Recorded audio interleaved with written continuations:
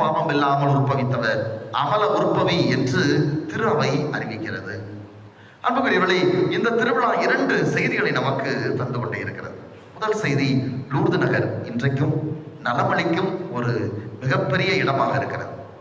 அன்றைக்கு அந்த தாய் கொடுத்த அந்த மசமேல் குகையில் கொடுத்த அந்த நீரூற்று இன்றைக்கு வரை வற்றாமல் அந்த நீரை பருகியவர்கள், அந்த நீரால் தொடப்பட்டவர்கள் முழுமையாக நலம் பெற்று செல்லுகிற ஒரு அற்புதமான நிகழ்வு இன்றும் நடந்து கொண்டே இருக்கிறது.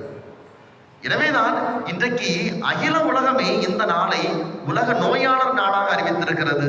திருச்சபை மட்டுமல்ல, உலகம் முழுவதுமே இந்த நாளை உலக நோயாளர் நாள் என்று அறிவித்திருக்கிறது.